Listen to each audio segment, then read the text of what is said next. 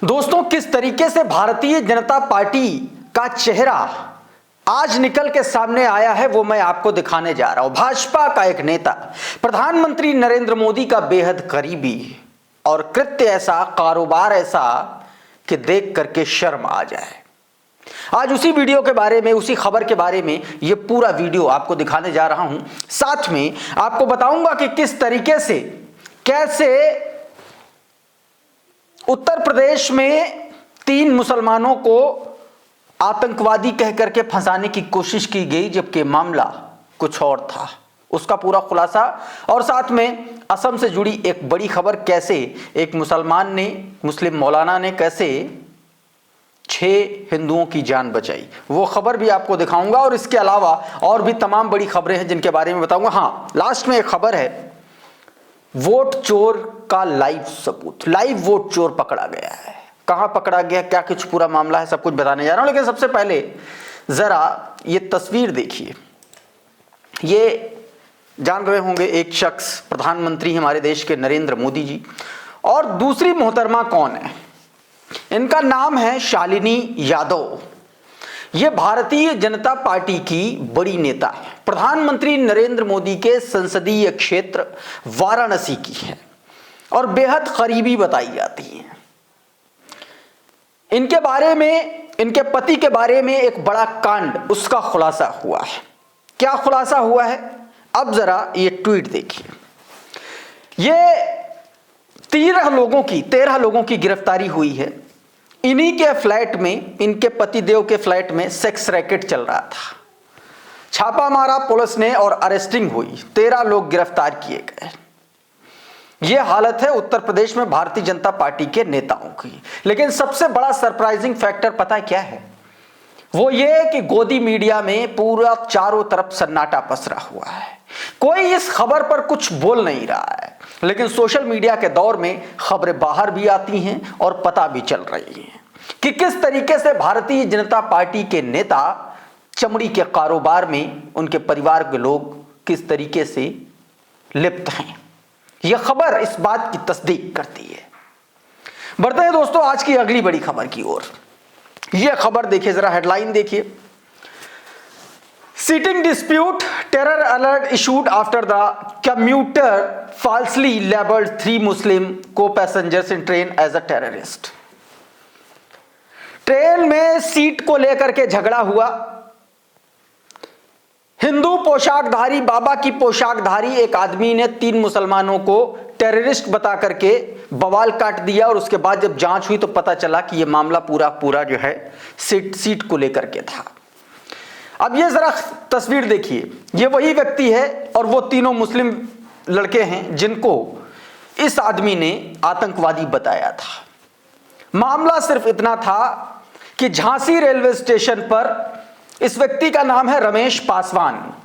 रमेश पासवान जो भगवा चोले में आपको दिख रहा है, सीट को लेकर के इन तीनों मुस्लिम से इसका विवाद हुआ और उसके बाद लड़ाई झगड़ा हुआ। ये जो तीनों व्यक्ति हैं, इनका नाम, एक का नाम बिलाल है, इजहान है, और तीसरे का नाम फैजान है।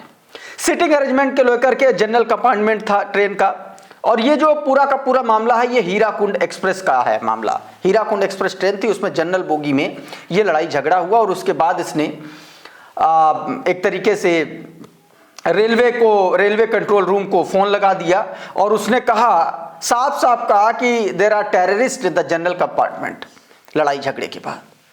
अब आप सोचिए कि एक फोन कॉल पर 3 मुसलमानों को फंसा देना कितना आसान हो चला है। लेकिन अगली जो खबर मैं आपको बताने जा रहा हूं वो आपके होश उड़ा देगी। ये तस्वीर देखिए जरा।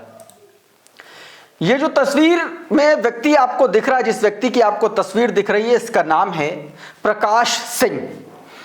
ये राजस्थान से गिरफ्तार किया गया है। पता है क्यों? ISI, पाकिस्तान की खुफिया एजेंसी के लिए ये आदमी जासूसी कर रहा था। अशरफ हुसैन ने यह तस्वीर जारी की और लिखा कि पाकिस्तान के लिए जासूसी कर रहा ISI एजेंट प्रकाश सिंह राजस्थान से गिरफ्तार। राजस्थान CID ने श्रीगंगानगर के पंजाब से प्रकाश सिंह उर्फ बादल को ISI के लिए जासूसी करने के आरोप में गिरफ्तार किया। रिपोर्ट्स के अनुसार वो सेना की मूवमेंट, सैन्य ठिकानों और बॉर्डर निर्माण की तस्वीरें, वीडियो पाकिस्तान भेजता था और दूसरों के मोबाइल ओटीपी का इस्तेमाल कर फर्जी व्हाट्सएप अकाउंट बना करके अपना नेटवर्क चलाता था। दोनों तस्वीरें मैंने आपको दिखाई, दोनों खबरें दिखाई। एक खबर जो ट्रेन के भीतर एक मामूली से झगड़े में 3 मुसलमानों को आतंकवादी बता दिया गया, और एक खबर प्रकाश सिंह की जो आईएसआई के लिए जासूसी कर रहा है। इन दोनों खबरों में अंतर क्या है? अंतर सिर्फ धर्म का है और कुछ नहीं है दोस्तों। अब एक और खबर, आपको अच्छी खबर दिखाता हूं, जरा ये देखिए। असम की खबर है। असम में मुस्लिम इमाम की सतर्कता ने बचाई 7 हिंदू यात्रियों की जान। तालाब में डूबते कार को देख साथियों की मदद के लिए बाहर गया। हुआ क्या कि जैसे ही ये इमाम मस्जिद से बाहर निकला, देखा कि कार जो है एक डूब रही है। उसके बाद फौरन ये व्यक्ति गया, मस्जिद से लाउडस्पीकर पर ऐलान किया, तमाम सारे लोगों को बुलाया और जो 7 लोग डूब रहे थे कार समेत, उनको बाहर निकाला गया। मिलर टाइम्स की यह खबर है, देखिए जरा क्या बताया गया। असम के करीमगंज में मुस्लिम इमाम की सतर्कता ने बताई 7 हिंदू यात्रियों की जान। असम के करीमगंज में मस्जिद के इमाम मौलाना अब्दुल बासित ने अपनी सूझबूझ से 7 हिंदू यात्रियों की जान बचाई। फजर से पहले तालाब में कुछ गिरने की आवाज सुनकर वो बाहर आए और देखा कि एक गाड़ी की लाइट जल रही है। इमाम ने तुरंत मस्जिद से माइक से 7 लोगों को इकट्ठा करने का ऐलान किया और इसके बाद ग्रामीणों ने उनको निकाला। और अब खबर दोस्तों एसआईआर चोर से जुड़ी हुई। ये वीडियो देखिए जरा। इस वीडियो में जो कूटा जा रहा लड़का है, ये दरअसल वोट चोर है। ये फर्जी वोट डालने आया था, फर्जी। और बुल्ढाना, महाराष्ट्र बुल्ढाना की ये तस्वीरें हैं। दावा किया गया कि म्युनिसिपल इलेक्शन में बुल्ढाना में इस व्यक्ति को, ये फर्जी वोटर को लोगों ने वहां पर आस पड़ोस के लोगों ने उसको पकड़ लिया। उसके बाद उसकी कुटाई कर दी और उसके बाद उसको जो है पुलिस वालों के हवाले कर दिया। और उसके बाद वहां पर local Bharatiya Janata party MLA का लड़का वहां पर पहुंचता है और वो इसको जो है छुड़ा ले जाता है। अब आप ये समझिए कि भारतीय जनता पार्टी का गेम किस लेवल पर चलता है, कैसे कैसे लोगों को बुलाया जाता है, फिर उसके बाद जब पकड़े जाते हैं तो उनको भाजपाई ही छुड़ा करके ले चले जाते हैं। इस बीच दोस्तों केंद्र की मोदी सरकार ने एक और कांड किया। कांड पहले तो किया और उसके बाद पलट गए, माफी वीर बन गए। हुआ क्या, एक ऐप आया है संचार साथी।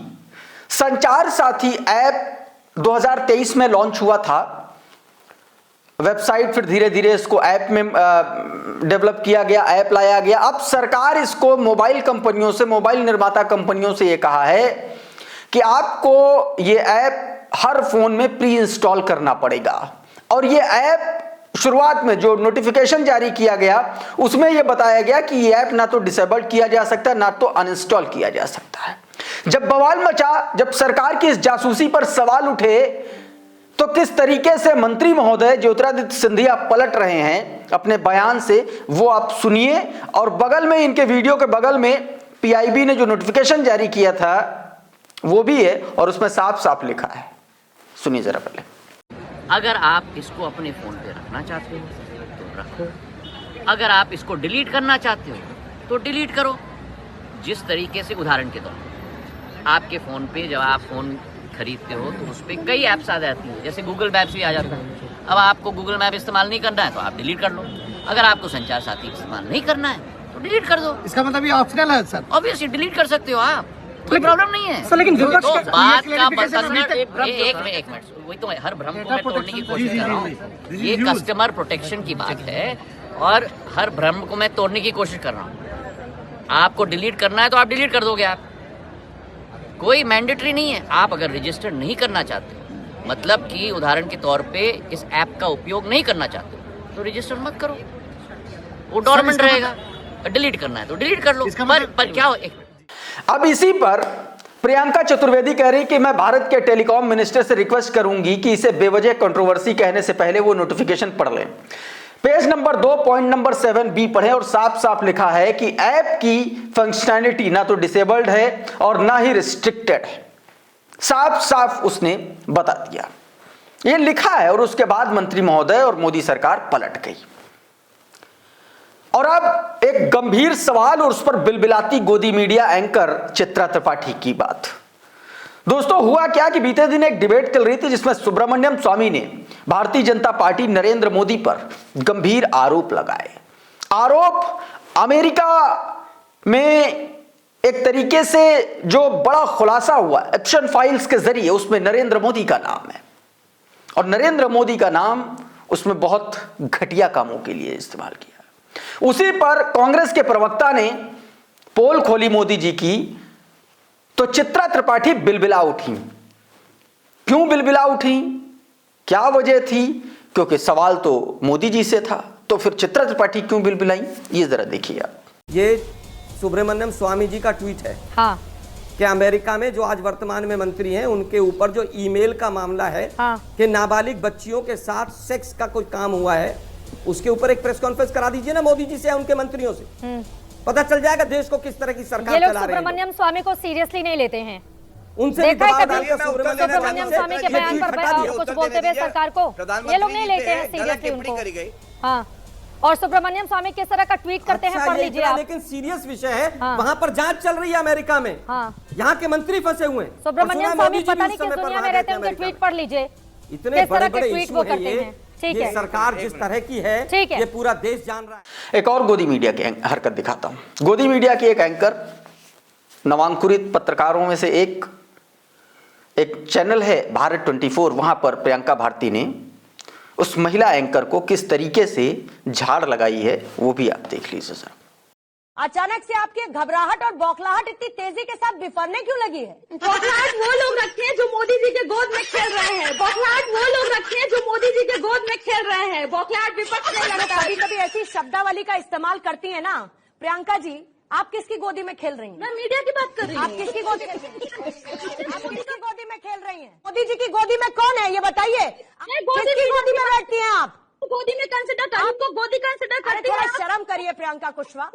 हाँ या ना करती है। अरे आप किसकी गोदी में बैठती हैं ये बताइए ना मुझे। तो गोदी मीडिया में कंसिडर करती है। आप बोलना था तो आप गोदी मीडिया बोलती, अपने टर्म को आप यूज करती।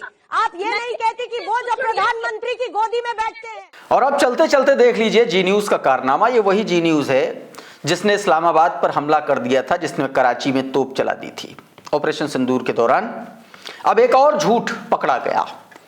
अब ये जरा जी न्यूज की खबर देखिए। ये जापान के बारे में खबर है। इसमें लिखा गया है कि मुसलमानों को नहीं मिलेगी शव दफनाने की जगह, जापान सरकार का फैसला। कुणाल शुक्ला हैं, वरिष्ठ पत्रकार हैं, उन्होंने जी न्यूज के इस झूठ का पर्दाफाश कर दिया। क्या कुछ कहा है कुणाल शुक्ला ने, ये देखिए जरा। कुणाल शुक्ला ने कहा कि एआई के जमाने में बेझिझक झूठ बोला जा रहा है। मैंने खुद जापान सरकार की आधिकारिक वेबसाइटें और पोर्टल एआई की मदद से जांचे। कहीं भी ऐसा कोई आदेश या फैसला नहीं मिला जिसमें कहा गया हो कि मुसलमानों के शव दफनाने के लिए जगह नहीं दी जाएगी। तो दोस्तों, इस तरीके से लगातार गोदी मीडिया अपना झूठ और प्रपंच रच रहा है। दोस्तों, बहरहाल इस वीडियो में इतना ही। बहुत बहुत शुक्रिया, बहुत बहुत धन्यवाद। आप जुड़े रहिए आपके अपने चैनल द लाइव टीवी के साथ। नमस्कार।